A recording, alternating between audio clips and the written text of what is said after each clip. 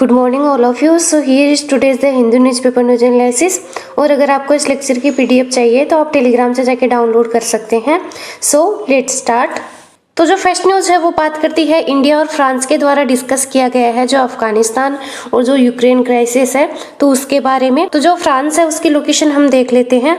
तो ये है फ्रांस जो कि बॉर्डर टच करता है स्पेन के साथ में, बेल्जियम के साथ में, लग्जमबर्ग के साथ में, स्विट्जरलैंड के साथ में एंड इटली के साथ में। ये है मेडिटेरियन सी, ये है नॉर्थ अटलांटिक सी और ये है इंग्लिश चैनल। तो ये ध्यान रखिएगा। जो नेक्स्ट न्यूज है वो बात करती है कि जो प्राइम मिनिस्टर है उनके द्वारा बोला गया है कि जो यूनियन बजट है वो हेल्प करेगा in implementing national education policy. तो जो नेशनल एजुकेशन पॉलिसी जो अभी 2020 में लाई गई है वो 3rd नंबर की नेशनल एजुकेशन पॉलिसी है। जो फर्स्ट नेशनल एजुकेशन पॉलिसी लाई गई थी वो लाई गई थी 1968 में और जो सेकंड लाई गई थी वो लाई गई थी 1986 में और अभी जो लाई गई है वो है 3rd नंबर की, तो वो लाई गई है 2020 में। तो ये ध्यान रखिएगा। और जो एजुकेशन है 7th शेड्यूल है इंडियन कॉन्स्टिट्यूशन की जिसमें 3 लिस्ट है, central list, state list and concurrent list. तो जो एजुकेशन है वो कॉन्करेंट लिस्ट का सब्जेक्ट है, तो ये ध्यान रखिएगा। तो जो नेक्स्ट न्यूज है वो बात करती है एक राइनो पोचर था जो कि पुलिस कस्टडी से भाग गया था, तो उसके बारे में है।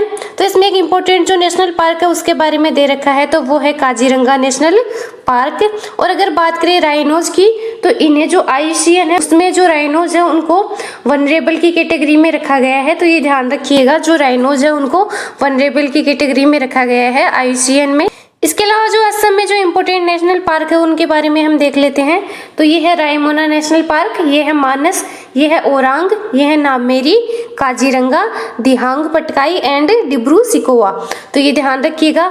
अभी जो 2021 2 और नए नेशनल पार्क ऐड किए गए हैं असम में, तो वो फर्स्ट है वो है रायमोना नेशनल पार्क और सेकंड है दिहांग पटकाई नेशनल पार्क। तो ये ध्यान रखिएगा। जो काजीरंगा नेशनल पार्क है ये लोकेटेड है असम में, जिसे एस्टेब्लिश किया गया था 1908 में और इसे वर्ल्ड हेरिटेज साइट में शामिल किया गया था 1985 में बाय यूनेस्को। तो ये ध्यान रखिएगा। और जो वर्ल्ड के 2/3 वन हॉर्न राइनोज है वो पाए जाते हैं जो काजीरंगा नेशनल पार्क है उसमें, तो ये ध्यान रखिएगा। जो नेक्स्ट न्यूज है वो बात करती है मैरिटल रेप को क्रिमिनलाइज करने के लिए जो अभी बात चल रही है तो उसके बारे में है। तो सेंटर है उसने मना कर दिया है कि जो मैरिटल रेप के केस के रिगार्डिंग जो इनफ टाइम चाहिए था तो उसको और नहीं बढ़ाया जा सकता। तो जो मैरिटल रेप है उसके बारे में हम डिस्कस कर लेते हैं। तो जो marital rape after marriage partner के साथ में अगर फोर्सफुली सेक्स किया जाता है तो उसको मैरिटल रेप की कैटेगरी में रखा जाता है।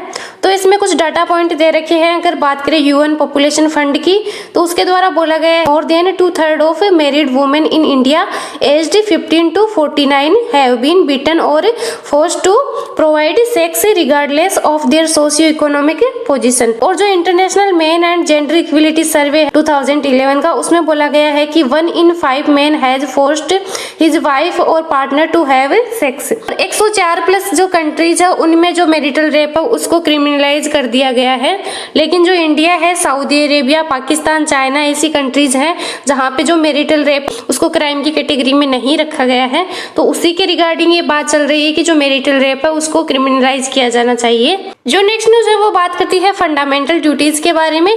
तो इसके बारे में ध्यान रखिएगा। जो फंडामेंटल ड्यूटीज है ये ओरिजिनल जो कॉन्स्टिट्यूशन है उसमें नहीं थी, इसे बाद में ऐड किया गया था। जो 42nd अमेंडमेंट किया गया था 1967 में, उसमें ऐड की गई थी ऑन द रिकमेंडेशन ऑफ स्वर्ण सिंह कमेटी की सिफारिश पर। तो ये ध्यान रखिएगा। जो कि रिलेटेड है आर्टिकल जो इंडियन कॉन्स्टिट्यूशन का आर्टिकल 51A है उससे रिलेटेड है। और जो ओरिजिनली ऐड की गई थी फंडामेंटल ड्यूटी 1976 में 10 फंडामेंटल ड्यूटी थी। फिर 86 अमेंडमेंट किया गया था 2002 में, तो उसमें एक और ड्यूटी ऐड की गई थी जो कि बात करती है कि जो पेरेंट्स उनकी ड्यूटी बनती है कि जो उनके चाइल्ड है जिनकी एज 6 to 14 ईयर उनको जो कंपल्सरी एजुकेशन है वो दिलवाई जानी चाहिए। ये जो पेरेंट्स है उनकी फंडामेंटल ड्यूटी बनती है। तो ये जो ड्यूटी है ये ऐड की गई। तो 86 जो अमेंडमेंट किया गया था 2002 में तो उसमें ऐड की गई थी, तो ये ध्यान रखिएगा। जो नेक्स्ट न्यूज है वो बात करती है मिड डे मील स्कीम के बारे में। तो ये स्कीम स्टार्ट की गई थी for better nutritional standing of school age children. ये स्कीम स्टार्ट की गई 1995 में, तो ये ध्यान रखिएगा। एक जो एडिटोरियल है वो बात करता है एक इम्पोर्टेंट स्कीम के बारे में जिसे बोला जाता है एमजी नरेगा यानी Mahatma Gandhi national rural employment guarantee act. तो ये जो स्कीम है ये स्टार्ट की गई थी एज नरेगा के रूप में इन 2006 में, फिर इसे रीनेम कर दिया गया था एमजी नरेगा इन 2009 में। तो ये ध्यान रखिएगा। और ये आती है मिनिस्ट्री ऑफ रूरल डेवलपमेंट के अंडर में, जिसमें जो 100 दिन का जो रोजगार है उसकी गारंटी दी जाती है। तो ये ध्यान रखिएगा। नेक्स्ट जो एडिटोरियल है वो बात करता है प्रोटेक्शन के बारे में। अगर बात करें मदर टंग के बारे में, तो जो इंटरनेशनल मदर लैंग्वेज डे है वो सेलिब्रेट किया जाता है 21 ऑफ फरवरी। तो ये ध्यान रखिएगा। जो अभी 2022 में जो सेलिब्रेट किया गया है इंटरनेशनल मदर लैंग्वेज डे, तो उसकी थीम है using technology for multilingual learner. तो ये ध्यान रखिएगा। जो यूएन है वो प्रोक्लेम करता है कि जो पीरियड है 2022 2032, ये जो डिकेड है ये सेलिब्रेट किया जाएगा international decade of indigenous language. तो ये ध्यान रखिएगा। जो नेक्स्ट एडिटोरियल है ये बात करता है जो कोड की अभी मीटिंग हुई थी उसके बारे में है। तो कोड के बारे में ध्यान रखिएगा। जो कोड में इंपॉर्टेंट जो कंट्रीज है तो उनमें है India, Australia, Japan and USA.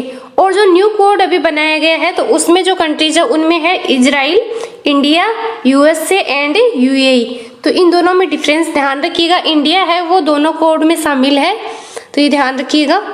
ये वाला एडिटोरियल बात करता है क्रिकेट के बारे में, तो इसको आप स्किप कर सकते हैं। जो नेक्स्ट वाला एडिटोरियल पॉलिटिकल एडिटोरियल है, जो अभी इलेक्शंस चल रहे हैं अलग अलग स्टेट्स में, तो उसके बारे में है। तो इसमें एग्जाम के पॉइंट ऑफ व्यू से कुछ इंपॉर्टेंट नहीं दे रखा है। इस एडिटोरियल में जो इंपॉर्टेंट जो बॉडी दे रखी है जिसे बोला जाता है सेबी यानी कि security and exchange board of India. और ये एक तरह की रेगुलेटिंग बॉडी है जिसे एस्टेब्लिश किया गया था 1988 में, फिर इसे स्टैट्यूटरी स्टेटस दिया गया था 1992 में। तो ये ध्यान रखिएगा। और अगर बात करें हेडक्वार्टर की तो वो है मुंबई में। सो आज का लेक्चर यहीं कंप्लीट करते हैं। वीडियो अच्छी लगे तो लाइक कीजिएगा, शेयर कीजिएगा और चैनल को सब्सक्राइब कीजिएगा।